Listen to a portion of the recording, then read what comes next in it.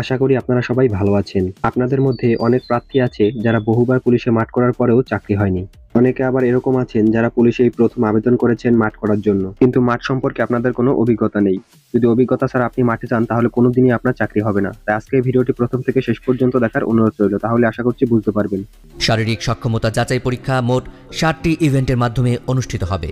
একজন প্রার্থীকে শারীরিক সক্ষমতা যাচাই পরীক্ষায় উত্তীর্ণ হতে হলে প্রতিটি ইভেন্টেই তাকে কৃতকার্য হতে হবে। যে কোনো ইভেন্টে অকৃতকার্য হলে প্রার্থীর প্রার্থিতা বাতিল করা হবে। প্রথম ইভেন্ট দৌড়। এই ইভেন্টে পুরুষ প্রার্থীদের 200 মিটার দূরত্ব 28 সেকেন্ডে এবং নারী প্রার্থীদের 200 মিটার দূরত্ব 34 সেকেন্ডে অতিক্রম করতে হবে। দৌড় শুরুর পূর্বে প্রার্থীদেরকে দৌড়ের নিয়মকানুন বিষয়ে ব্রিফিং করা হবে। দৌড়ের ক্ষেত্রে প্রার্থীকে চুনের দাগ বা টেক পয়েন্টের পেছনে সিটিং পজিশন নিতে হবে।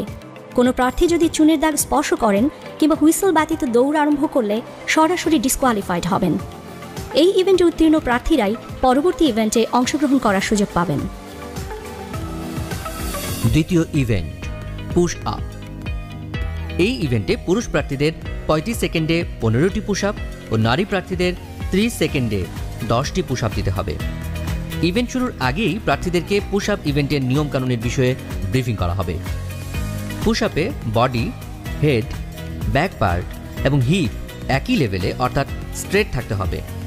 হিপ ডাউন থাকবে, হাঁটু সোজা থাকবে এবং কোনো অবস্থাতেই মাটিতে স্পর্শ করবে না। আপ অবস্থায় এলবো স্ট্রেট এবং ডাউন অবস্থায় এলবো বেন্ড থাকবে। আপ থেকে ডাউনে গিয়ে আবার আপে আসলে একটি পুশ আপ কাউন্ট করা হবে। বাঁশি দিলে প্রত্যেক প্রার্থীকে পুশ আপ শুরু করতে হবে। কোনো প্রার্থী উল্লিখিত নিয়মের ব্যত্যয় করলে ডিসকোয়ালিফাইড হবেন।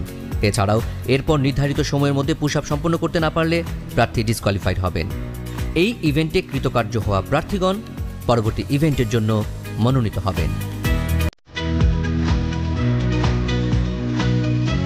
তৃতীয় ইভেন্ট লং জাম্প। এই ইভেন্টে পুরুষ প্রার্থীদের কমপক্ষে 10 ফিট এবং নারী প্রার্থীদের কমপক্ষে 6 ফিট দূরত্ব জাম্প করে যেতে হবে।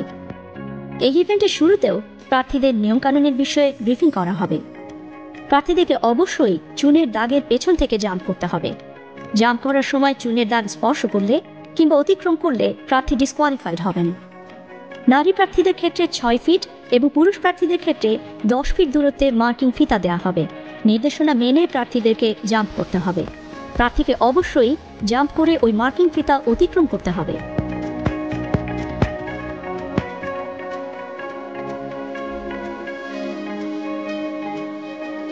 এক্ষেত্রে প্রার্থী মার্কিং ফিতা অতিক্রমে ব্যর্থ হলে ডিসকোয়ালিফাইড হবেন। উল্লেখ্য যে প্রত্যেক প্রার্থী এই ধাপে উত্তীর্ণ হতে সর্বোচ্চ 3 বার করে জাম্প করার সুযোগ পাবেন। চতুর্থ ইভেন্ট হাই জাম্প। এই ইভেন্টে পুরুষ প্রার্থীদের জাম্প করে 3.5 ফিট ও নারী প্রার্থীদের 2.5 ফিট উচ্চতা অতিক্রম করতে হবে। ইভেন্ট শুরুর পূর্বেই প্রার্থীদেরকে ইভেন্টের নিয়মকানুনের বিষয়ে জানিয়ে দেওয়া হবে। ইভেন্ট পরিচালক বাঁশি দিলে প্রত্যেক প্রার্থী দৌড়ে এসে জাম্প করে নির্ধারিত উচ্চতা অতিক্রম করবে। জাম্প করার সময় ক্রসবার স্পর্শ করলে বা ক্রসবার পড়ে গেলে কিংবা জাম্প করার পর প্রার্থী জাম্পিং পিটের মধ্যে না থাকলে ডিসকোয়ালিফাইড হবেন। উল্লেখ্য যে প্রত্যেক প্রার্থী এই ধাপে উত্তীর্ণ হতে সর্বোচ্চ 3 বার করে জাম্প করার সুযোগ পাবেন। এই ধাপে উত্তীর্ণ প্রার্থীরাই কেবলমাত্র পরবর্তী দিনের শারীরিক সক্ষমতা যাচাই পরীক্ষায় অংশগ্রহণ করতে পারবেন। হাই জাম্প ইভেন্টের মাধ্যমেই শারীরিক সক্ষমতা যাচাই পরীক্ষার দ্বিতীয় দিনের কার্যক্রম শেষ হবে। শারীরিক সক্ষমতা যাচাই পরীক্ষা তৃতীয় দিন। শারীরিক সক্ষমতা যাচাই পরীক্ষার তৃতীয় দিনে নির্দেশনা অনুযায়ী প্রার্থীদের যথাসময়ে নির্ধারিত স্থানে উপযুক্ত পোশাকে উপস্থিত থাকতে হবে। তৃতীয় দিনের শুরুতেও প্রার্থীদের ব্রিফিং করে ওই দিনের কার্যক্রমের বিষয়ে অবহিত করা হবে। ব্রিফ শেষে প্রার্থীদের পুনরায় ইভেন্ট স্থলে নিয়ে যাওয়া হবে। পঞ্চম ইভেন্ট দৌড়। এক্ষেত্রে পুরুষ প্রার্থীদের 1600 মিটার দূরত্ব 6 মিনিট 30 সেকেন্ড এবং নারী প্রার্থীদের 1000 মিটার দূরত্ব 6 মিনিটে অতিক্রম করতে হবে। দৌড় শুরুর পূর্বে প্রার্থীদেরকে দৌড়ের নিয়মকানুন বিষয়ে ব্রিফিং করা হবে। দৌড়ের ক্ষেত্রে প্রার্থীকে চুনের দাগ বা টেক পয়েন্টের পেছনে সিটিং পজিশন নিতে হবে। এক্ষেত্রে একই রিদমে দৌড়ে অংশগ্রহণ এবং অনুশীলনের প্রয়োজনীয়তা রয়েছে। এই ইভেন্টে উত্তীর্ণ প্রার্থীরাই পরবর্তী ইভেন্টে অংশগ্রহণ করার সুযোগ পাবেন। ষষ্ঠ ইভেন্ট ড্র্যাগিং।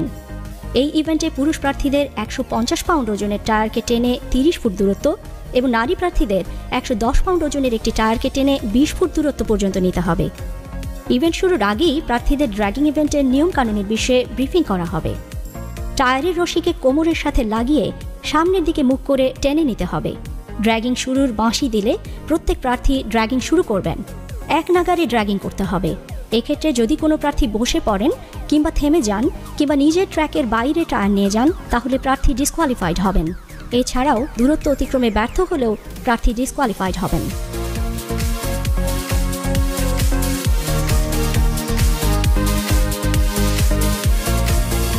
সপ্তম ইভেন্ট রোপ ক্লাইম্বিং। এই ইভেন্টে পুরুষ প্রার্থীদের কমপক্ষে 12 ফিট এবং নারী প্রার্থীদের কমপক্ষে 8 ফিট রোপ ক্লাইম্বিং করতে হবে। ইভেন্ট শুরুর পূর্বে প্রার্থীদের রোপ ক্লাইম্বিংয়ের নিয়ম নীতি জানিয়ে দেওয়া হবে।